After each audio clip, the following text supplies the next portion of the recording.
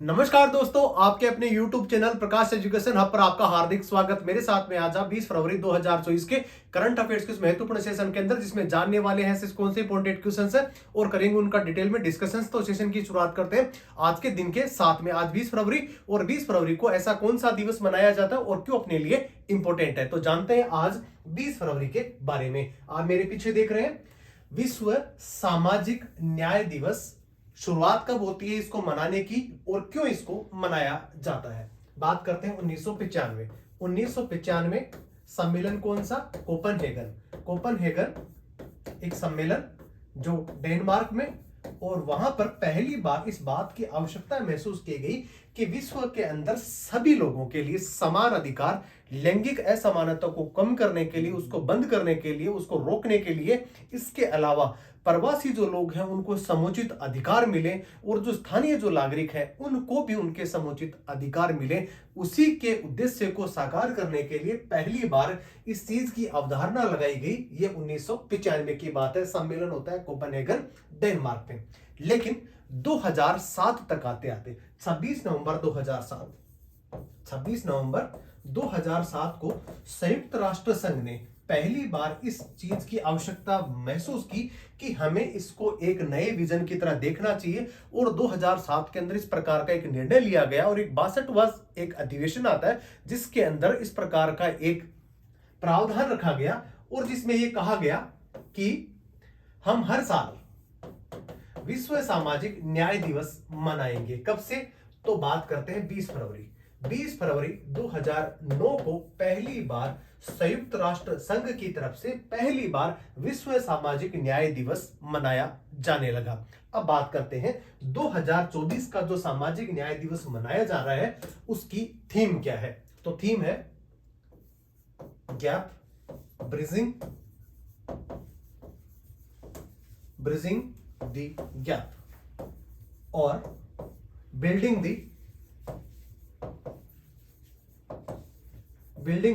Alliance और bridging the gap इसकी क्या है? थीम है। अब बात करते हैं भारतीय संदर्भ में कि 20 फरवरी भारतीय लिहाज से अगर देखा जाए तो क्यों इंपॉर्टेंट है। ऐसा कौन सा राज्य है जिसका स्थापना दिवस 20 फरवरी को मनाया जाता है? अब जान लेते हैं भारत का 23वां राज्य। भारत का 23वां राज्य कौन सा बनता है? उस राज्य का नाम है मिजोरम। उत्तर पूर्वी राज्य जिसको 7 सिस्टर स्टेट्स के नाम से भी जाना जाता है, उन्हीं राज्यों में से एक जिसका नाम है मिजोरम। और 24वां जो राज्य बनता है, 24वां राज्य जिसका नाम अरुणाचल प्रदेश। ये दोनों जो राज्य हैं उनकी स्थापना कब होती है? 1987 में। 1987 दिनांक कौन सी है? 20 फरवरी। 20 फरवरी 1987 को दोनों की विधिवत भारत के संदर्भ के अंदर 23वां और 24वां राज्य भारत के अंदर वो मिलते हैं या कह सकते हैं बनते हैं। तो आप देख रहे हैं कि दोनों स्थापना दिवस या कह सकते हैं दोनों राज्य आज 20 फरवरी को अपना स्थापना दिवस मना रहे हैं और 1987 में इनकी स्थापना हो गई थी। तो ये भारतीय संदर्भ में भी आपने देखा कि 20 फरवरी क्यों इंपॉर्टेंट है, जबकि हम आज देख रहे हैं कि विश्व सामाजिक न्याय दिवस मनाने की शुरुआत 1995 में 2007 तक आते दिनांक 26 नवंबर पहली बार इस प्रकार का एक प्रस्ताव लाया गया संयुक्त राष्ट्र संघ के अंदर, और फरवरी 2009 के अंदर पहली बार इस प्रकार का सम्मेलन आयोजित किया गया जिसके अंदर विश्व भर के अंदर लैंगिक असमानता को दूर करने के लिए, इसके साथ साथ में स्थानीय निवासियों और प्रवासी जो निवासी हैं उनके अधिकारों को समुचित रूप से इस प्रकार से प्रगाढ़ता प्रदान करने के लिए और उनके अधिकारों को और ज्यादा मजबूत करने के लिए इस प्रकार का दिवस मनाए जाने की शुरुआत होती है। 2024 का जो अभी वर्तमान में विश्व सामाजिक न्याय दिवस जो मनाया जा रहा है उसकी थीम क्या है? तो उसकी थीम है ब्रिजिंग द गैप और बिल्डिंग द अलायंस। ये इसका थीम है। तो चलिए आज के सेशन की शुरुआत करते हैं पहले प्रश्न के साथ में। काफी इंपॉर्टेंट प्रश्न है और हाल ही के अंदर यह कह सकते हैं 1-2 दिन के अंदर काफी इसने सुर्खियां बटोरी। और जानते हैं पहले प्रश्न की थीम क्या है। आप देख रहे हैं कि भारतीय टीम ने टेस्ट क्रिकेट में सबसे बड़ी जीत किस देश के खिलाफ दर्ज की है? वैसे देखा जाए तो इससे बड़ी भी एक जीत है वो दर्ज भारतीय टीम कर चुकी है, वो पारी के हिसाब से है। लेकिन अगर रनों के हिसाब से देखा जाए, रनों के हिसाब से सबसे बड़ी जीत जो भारतीय क्रिकेट टीम ने हासिल करी है किसके खिलाफ, जिसको कह सकते हैं ब्रिटेन या इंग्लैंड, इसके खिलाफ उन्होंने इस जीत को अपने नाम किया। कितने रनों की जीत थी? 434 रनों की ये बड़ी जीत थी। इससे पहले 372 रनों की जीत 2021 के अंदर वानखेड़े स्टेडियम में न्यूजीलैंड की टीम को हरा करके भारत की टीम ने इस प्रकार की एक बड़ी जीत हासिल करी थी। लेकिन कल एक बहुत बड़ा कारनामा भारतीय टेस्ट क्रिकेट टीम ने कर दिखाया, जहां पे इंग्लैंड को 434 रन से हरा करके एक बहुत बड़ा रिकॉर्ड अपने नाम किया। वैसे देखा जाए कि इंग्लैंड इससे पहले भी एक बहुत बड़ी हार का सामना कर चुका है, और वो कौन सा? 562 रन। 562 रन, और साल कौन सा है? 1934। 1934 के अंदर ऑस्ट्रेलिया ने इंग्लैंड को 562 रन से हराया था। यह कीर्तिमान भी ऑस्ट्रेलिया ने इंग्लैंड को हराकर अपने नाम किया था। तो इंग्लैंड के लिहाज से देखा जाए तो सबसे बड़ी हार उन्होंने 562 रन से झेली थी ऑस्ट्रेलिया के खिलाफ, जबकि सेकंड सबसे बड़ी हार जो 434 रन से हाल ही के दिनों के अंदर देखने को मिली, जिसके अंदर भारतीय टीम ने इंग्लैंड को इस प्रकार हराया है। अभी 5 टेस्ट मैचों की एक सीरीज चल रही है, और जिसके अंदर भारत जो है 2-1 से इस टेस्ट सीरीज के अंदर क्या कर रहा है? लीड कर रहा है। वैसे देखा जाए ये जो तीसरा जो मैच था उसके अंदर बहुत सारे रिकॉर्ड बने। भारत के एक नवोदित टेस्ट क्रिकेटर जिनका नाम कौन सा है? जायसवाल, यशस्वी जायसवाल। यशस्वी जायसवाल ने भी इसके अंदर दोहरा शतक जड़ा, और सबसे तेज शतकों में से एक, तो ये भी कारनामा। इसके अलावा रामचंद्र अश्विन ने भी 500 विकेट सबसे कम टेस्ट मैचों के अंदर लेकर के भी भारतीय संदर्भ के अंदर अपना बड़ा नाम उन्होंने कर दिखाया। इससे पहले रिकॉर्ड अनिल कुंबले के पास में था, और उसके बाद में यह कारनामा करके दिखाया किसने? रामचंद्रन अश्विन ने, जिन्होंने 500 विकेट बहुत कम मैचों में 87 मैचों के अंदर इन्होंने प्राप्त कर लिए। तो आपने देखा इस प्रश्न के माध्यम से कि वर्तमान में भी बेसबॉल जो एक नाम दिया गया है वो इंग्लैंड की टीम ने दिया है, कि बेसबॉल का मतलब ये होता है, जो चर्चाओं में भी बना रहता है, किसका मतलब ये कि टेस्ट क्रिकेट को भी आक्रामक तरीके से खेला जाए, और उसी के लिए बेसबॉल जो एक नया वर्ड इजाद किया गया, और वो भी कौन? जो क्रिकेट का जन्मदाता था, कौन? इंग्लैंड। और इंग्लैंड को ही सबसे बड़ी हार से इसकी मुंह को अपनी खानी पड़ी। तो आप देख रहे हैं इस प्रश्न का जो उत्तर होने वाला है वो कौन सा होने वाला है? इंग्लैंड होने वाला है। और इस टेस्ट क्रिकेट मैच के अंदर ये राजकोट के अंदर हुआ था, और राजकोट रविंद्र जडेजा का होम ग्राउंड, और उन्होंने एक पारी में एक शतक भी लगाया और 5 विकेट भी लिए, और इसी के लिए इनको मैन ऑफ द मैच भी चुना गया।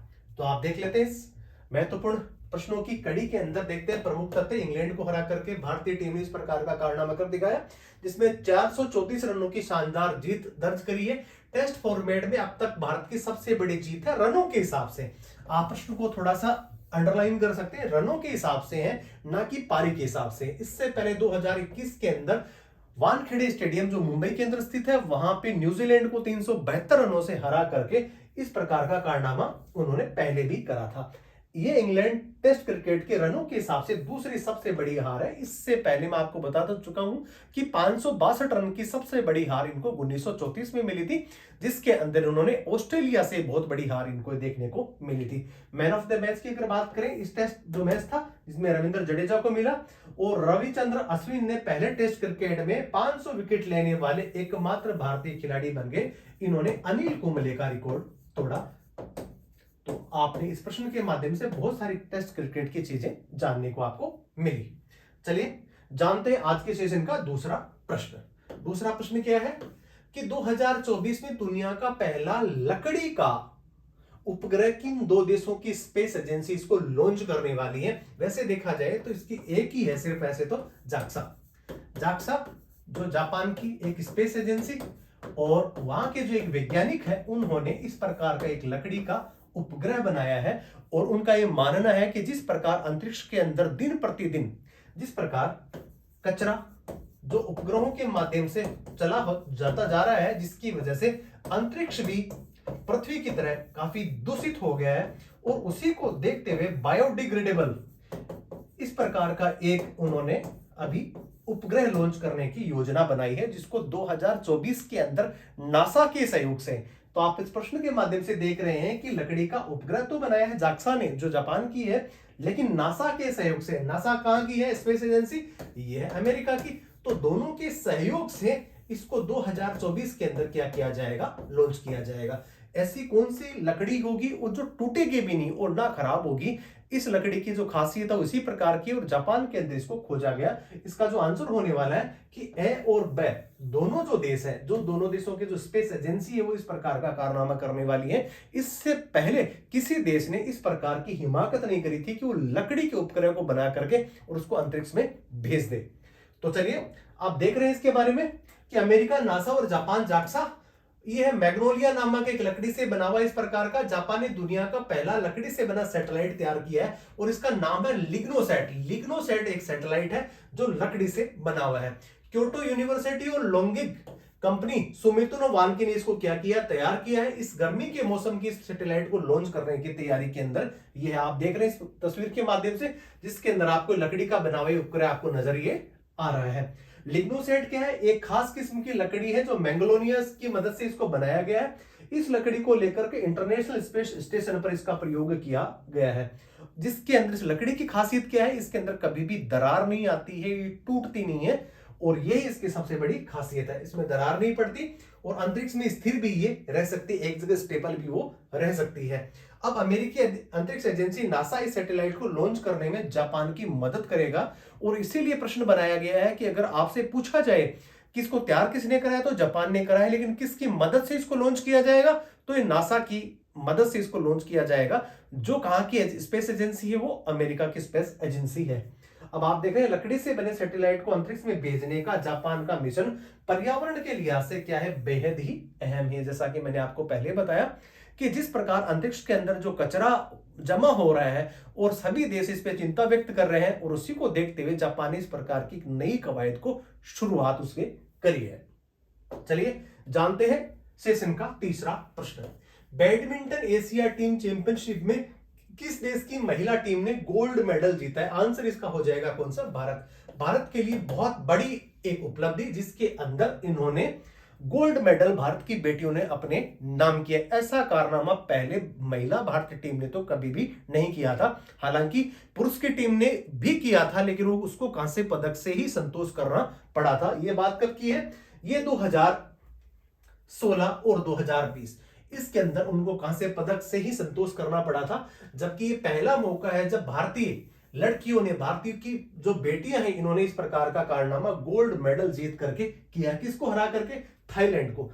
थाईलैंड को 3-2 से हरा करके इस खिताब को अपने नाम किया। अब बताते हैं कि इसके अंदर भारत की जो स्टार प्लेयर्स हैं, जिसमें सबसे बड़ी शुरुआत करने वाली कौन सी है? पीवी संधू। पीवी संधू, त्रिशा जोली, गायत्री गोपीचंद और खरब ने अपने अपने मैच इस प्रकार जीते, और उसके बाद में फाइनल के अंदर इन्होंने जगह बनाई, और 3-2 से किसको हरा करके? थाईलैंड को हरा करके इस कप को अपने नाम किया, या कह सकते हैं स्वर्ण पदक अपने नाम किया। चलिए जानते हैं अगला प्रश्न। एडा ने नवीनीकरण ऊर्जा परियोजना से किस वित्त पोषण के साथ में समझौता किया है? इसका जो आंसर होने वाला है वो कौन सा होने वाला है? एडा ने नवीनीकरण ऊर्जा परियोजना में शहर में किस एजेंसी के साथ में, कह सकते हैं किस बैंक के साथ में समझौता किया है? इसका आंसर हो जाएगा Punjab national bank. Punjab national bank Bharat का सबसे पुराना, ये कह सकते हैं 1894 में इसकी स्थापना हो जाती है, और इसकी स्थापना करने वाले कौन थे? स्वतंत्रता सेनानी, जिनका नाम लाला लाजपत राय। वर्तमान में इसका जो हेडक्वार्टर है वो कहां पर है? इसका हेडक्वार्टर है न्यू दिल्ली में। जबकि स्थापना इसकी जब की गई थी तो ये कहां पे की गई थी? ये लाहौर के अंदर इसकी स्थापना की गई थी, जिसके साथ में एडा ने नवीनीकरण ऊर्जा परियोजना के शहर में इस प्रकार का एक हाथ मिलाया है। इसके अंदर कौन कौन सी चीजें करने वाली है? पंजाब नेशनल बैंक, भारतीय नवीनीकरण ऊर्जा विकास एजेंसी लिमिटेड IRDA, और पंजाब नेशनल बैंक भारतीय नवीनीकरण ऊर्जा विकास एजेंसी लिमिटेड एक भारतीय सार्वजनिक क्षेत्र का क्या है? ये उपक्रम है। स्थापना कब होती है ईडा की? 1987 में। सहयोग का उद्देश्य 3 से 4 साल की अवधि में इस प्रकार के स्थिर ब्याज के दरों पे काम करने वाले हैं। परियोजना के लिए ऋण प्राप्त करना, और प्रधानमंत्री की वर्ष 2030 तक जितनी भी प्रकार की जो वर्तमान के अंदर जो दुबई के अंदर जो अभी COP20 हुआ था, इसके अंदर 28 हुआ था, उसमें इस प्रकार की चीजें रखी गई थी, जहां के हम लोग ये कह सकते हैं भारत जीवाश्म ईंधन है उसकी क्या करेगा? कमी करता आएगा नजर।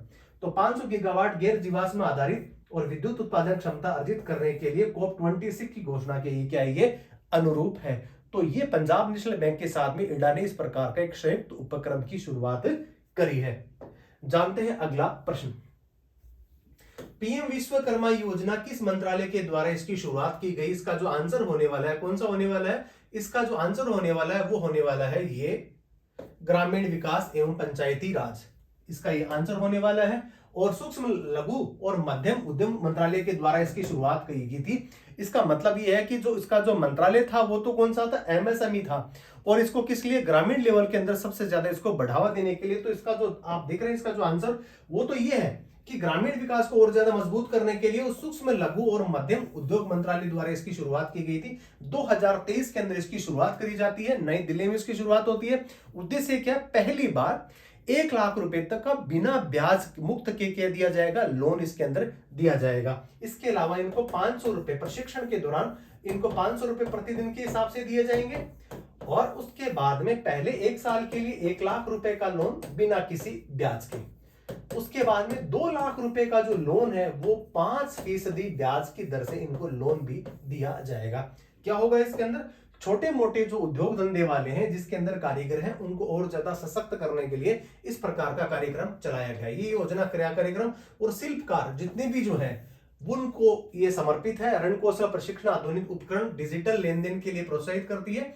इस योजना के अंदर लगभग 13,000 करोड़ रुपए इसके अंदर खर्च करने वाले हैं। अब बात करते हैं कि सबसे पहले, ये तो हो रही बात किसी पूरे भारतवर्ष की, लेकिन सबसे पहले अगर यूटी यूनियन टेरिटरीज के अंदर इस विश्वकर्मा योजना की शुरुआत अगर कोई करने वाला कोई राज्य है, उस राज्य का नाम कौन सा है, जम्मू कश्मीर। जम्मू कश्मीर के अंदर इसकी शुरुआत होती है एज ए यूटी स्टेट के बारे में। और ये इस योजना के तहत 18 ऐसे व्यवसाय हैं, छोटे छोटे हैं, जिसको विश्वकर्मा कैटेगरी के अंदर इसको क्या किया गया, शामिल किया गया। और इसकी शुरुआत कब, 2017 से लेकर के 27 तक 5 वर्ष की अवधि में लागू इसको किया जाएगा। और 17 सितंबर 2023 को इसको लॉन्च इसको किया गया था पूरे भारतवर्ष के अंदर ही। पहले चरण के अंदर 1 लाख रुपए का ब्याज मुक्त लोन दिया जाएगा, जबकि दूसरे चरण के अंदर 2 लाख रुपए और उसके साथ में 5%, बहुत कम रेट है जिसके अंदर इनको लोन दिया जाएगा। इसके अंदर कितने व्यवसाय शामिल है, 18 व्यवसाय इसके अंदर शामिल किए गए हैं। जानते हैं अगला प्रश्न, प्रश्न संख्या 6, प्रसिद्ध जैन संत आचार्य विद्यासागर महाराज का निधन हो गया, उनका जन्म किस राज्य में हुआ था? इसका जो आंसर होने वाला है कि बेलगांव। बेलगांव का एक छोटा सा लिंगा गांव, वहां पे इनका जन्म होता है। और उसके बाद में ये दिगंबर जैन मुनि बनते हैं। और उसके बाद में उन्होंने अपना पूरा जो जीवन है वो संयम, अहिंसा के साथ में लोगों को धर्म के बारे में, जैन धर्म के बारे में बताने के लिए और संयम के साथ में अपने जीवन को जीने के लिए इस प्रकार का इन्होंने क्या दिए, जीवन भर इन्होंने उपदेश दिए। और उसके बाद इन्होंने ले ली समाधि। और बड़े धूमधाम से जैन धर्म या कह सकते हैं पूरे भारतवर्ष ने इन्होंने जो शरीर त्यागा, इसके ऊपर भी खुशी मनाई कि एक महान आत्मा जो थी, जिन्होंने अपने प्रकाश पुंज से बहुत सारे विश्व के लोगों को क्या किया, उन्होंने उनके जीवन में उजाला भर दिया। और उन्हीं का ये महाप्रयाण जो दिवस है वो अभी हाल ही के दिनों के अंदर उन्होंने अपना शरीर जब छोड़ा तब ये मनाया गया। तो आप देख रहे हैं कर्नाटक के अंदर था प्रसिद्ध जैन संत आचार्य विद्यासागर महासागर। छत्तीसगढ़ के डोंगरगढ़ में चंद्रगिरी तीर्थ पर इनका निधन हो जाता है। आचार्य विद्यासागर महाराज दिगंबर जैन समुदाय के प्रसिद्ध संत थे। जैन संत विद्यासागर महाराज का जन्म बेलगांव के लंगा गांव में 10 अक्टूबर 1946 को हुआ था। उसके बाद इन्होंने 21 वर्ष की अवस्था के अंदर अपना घर बार त्याग कर और इस धर्म की नींव को और मजबूत करने के लिए इस प्रकार के उपदेश वो जीवन भर देते रहे। चलिए जानते हैं अगला प्रश्न, प्रधानमंत्री नरेंद्र मोदी ने किस राज्य में श्री कल्की धाम मंदिर की आधारशिला रखी? आंसर इसका हो जाएगा कौन सा, उत्तर प्रदेश का एक जिला जिसका नाम कौन सा, चंबल जिला। और आचार्य प्रमोद कृष्णम की एक बहुत बड़ी संस्था, एक ट्रस्ट, और उसके द्वारा इस मंदिर का क्या किया जा रहा है, निर्माण किया जा रहा है। कल्कि क्या है, जिस प्रकार 9 अवतार हो चुके हैं, तो 10वां जो अवतार है, जिसके अंदर ऐसा कहा जाता है कि गीता के अंदर ये कहा गया है कि 10वां जो अवतार होगा वो कलयुग के अंदर होगा, और जो अवतार है उसका नाम क्या होगा, कल्कि अवतार होगा। और उसी के लिए एक बहुत बड़ा मंदिर यहाँ पे भारतवर्ष के अंदर अभी हाल ही के अंदर संभल जिला, जहां पे प्रधानमंत्री मोदी जी की नेतृत्व में यहाँ पे इसकी आधारशिला रखी गई। तो आप देख रहे हैं इस प्रश्न के माध्यम से उत्तर प्रदेश प्रधानमंत्री ने संबल उत्तर प्रदेश में स्थित हिंदू तीर्थ स्थल श्री कल्की धाम मंदिर की आधारशिला को रखा है। यह मंदिर का निर्माण श्री कल्की धाम निर्माण ट्रस्ट के द्वारा किया जा रहा है और जिसके अध्यक्ष हैं जिनका नाम आचार्य प्रमोद कृष्णम है। भगवान कल्की को प्रभु विष्णु का 10वां अवतार माना जाता है और अभी तक इनका अवतार हुआ नहीं है, होने वाला है। या कह सकते हैं कि जो 10वां अवतार होगा वो कल्की के नाम से होगा और उसी को ध्यान में रखते हुए इस प्रकार का एक बड़ा जो मंदिर है उसकी आधारशिला माननीय प्रधानमंत्री जी मोदी जी के द्वारा इस प्रकार की आधारशिला रखी गई है। श्री कल्की धाम मंदिर 5 करोड़ एकड़ में, ये कह सकते हैं 5 एकड़ के अंदर बन करके तैयार होगा और जिसमें 5 वर्ष का क्या लगेगा, इसके अंदर समय लगेगा, जिसमें 5 करोड़ रुपए इसमें क्या आएंगे, खर्च इसके अंदर आएंगे। तो आप देख रहे हैं इस प्रश्न के माध्यम से जहां पे आधारशिला की पूजा करते हुए प्रधानमंत्री नरेंद्र मोदी जी। अब जानते हैं आज के सेशन का अंतिम प्रश्न क्या है। मत्स्य पालन विभाग द्वारा मछुआरों के बाजार पहुंच के लिए किसके साथ में समझौता करा है। इसका जो आंसर होने वाला है कि open network for digital commerce ONDC के साथ में इस प्रकार का समझौता करा है। इससे पहले भी भारतीय सरकार इस प्रकार के प्रयोग करती रही है। Open network for digital commerce 19 फरवरी को दोनों के देशों के बीच में, या कह सकते हैं दोनों के बीच में इस प्रकार का समझौता हुआ जिसके अंदर मत्स्य मंत्रालय और साथ में ये एजेंसी। अब करते हैं लगभग 50 मछली किसान संगठनों के में भाग लेने की इसकी उम्मीद है और 2014-15 में 10.87% की ये मत्स्य जो पालन विभाग है, या कह सकते हैं इसके अंदर ये क्या करने वाला है, विकास को छूने वाला है। अभी हाल ही के अंदर हमने ये पढ़ा था कि सागर परिक्रमा एक बहुत बड़ा अभियान जो जिसका 10वां चरण चेन्नई बंदरगाह से इसकी शुरुआत होती है और उसके बाद में जो जितने जो तटीय क्षेत्र हैं वहां पे इस प्रकार के मछुआरों को और ज्यादा उत्साहवर्धन करने के लिए और उनकी आजीविका को और ज्यादा बेहतर बनाने के लिए इस प्रकार का प्रयोग किया गया है। अब बात करते हैं मत्स्य क्षेत्र के अंदर भारत की स्थिति। भारत विश्व का दूसरा सबसे बड़ा मत्स्य उत्पादन करने वाला देश है। इसके अलावा इंटर स्टेट की बात करते हैं तो सबसे बड़ा जो अगर कोई देश है वो कौन सा है, भारत ही है। मछली उत्पादन में मामले में भारत दुनिया का दूसरा सबसे बड़ा अग्रणी देश है, जबकि भारत दुनिया का चौथा सबसे बड़ा मछली निर्यातक भी है, जहां पे 7.7% इसका योगदान पूरी जो निर्यात करती है मछली उसके अंदर भारत का योगदान 7.7% में है। भारत अंतर्देशीय मछली उत्पादन में जैसा कि मैंने आपको बताया विश्व के अंदर पहला इसका स्थान है। समग्र मछली उत्पादन में क्या है, इसका तीसरा स्थान है। अगर राज्यों की बात करें तो पहला स्थान है, वैसे देखा जाए तो दूसरा है, और समग्र टोटल ओवरऑल को करके देख लिया जाए तो कौन सा स्थान है इसका, ये तीसरा स्थान है। अब बात करते हैं कि भारतवर्ष के अंदर कितने लोग इस रोजगार से जुड़े हुए हैं। तो भारत के अंदर 2.8 करोड़ से अधिक लोगों को इसमें आजीविका प्रदान होती है, या कह सकते हैं इससे लोग जुड़े हुए हैं। तो आज आप देख रहे हैं इस प्रश्न के माध्यम से जिसमें ONDC के साथ में मछली विभाग या कह सकते हैं मत्स्य विभाग ने इस प्रकार का एक क्या किया, MOU किया है, जिसके अंदर मछुआरों की दशा सुधारने के लिए इससे पहले सागर परिक्रमा इस प्रकार का एक अभियान शुरू किया गया था जो चेन्नई बंदरगाह से किया गया था, और जितने भी भारत के जो तटीय जो राज्य हैं वहां पे इस प्रकार का एक प्रोग्राम चलाया जा रहा है, जहां पे नजदीकी आबादी के तौर पर रहने वाले मछुआरों को उत्साहवर्धन करने के लिए और उनकी आजीविका को और ज्यादा बेहतर प्रदान करने के लिए इस प्रकार के अभियान की शुरुआत की गई है। तो दोस्तों आज के लिए इतना ही। बने रहिए प्रकाश एजुकेशन हब के साथ में। जय हिंद, जय भारत।